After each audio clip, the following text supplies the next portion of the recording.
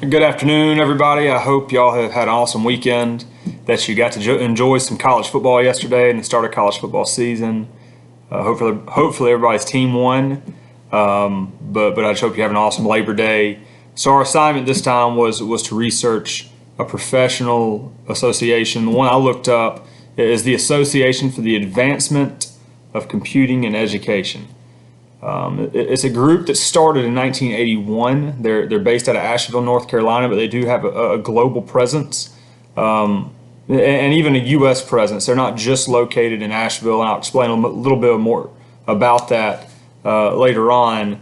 But the biggest thing, it says their mission is advancing information technology in education, e-learning, research, development, learning, and then focusing on its practical application. They give numerous awards throughout the country, whether it's scholarly research, and one of the biggest things they do is that they host these educational conferences, and it's not just one, it's four. The names of them, they have EdMedia, eLearn, Global Learn, and then one called SITE, S-I-T-E. And that's their big kick. You can tell on their website that they have a big emphasis on their conferences, trying to get people to get to their conferences. And having this huge global presence. And the reason I say global presence is they're located respectively in Amsterdam in the Netherlands, New Orleans, Tanzania, and then also in San Diego. And so what seems to be pretty neat about this organization is that they're influential not just from a U.S. and domestic perspective, but one that's taken kind of this global initiative as well. And when I started kind of laying that out, when you look at it, it's not even just hemisphere based. They're located internationally, but not just focused on like more developed countries in the world. That location of Tanzania is now that we're located in 3 different continents and also located in a developing nation as well. And me as an AP Human teacher, that kind of speaks to the fact that we're located in LDCs, MDCs, and carrying this global narrative to not only the first world, but to the third world as well, who doesn't have the same technological capabilities.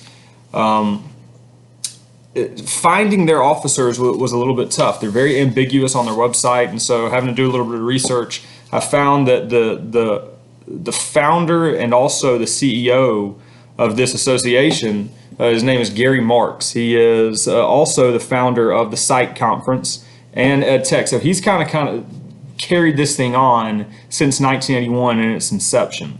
But what they do have from each conference has its own executive committee.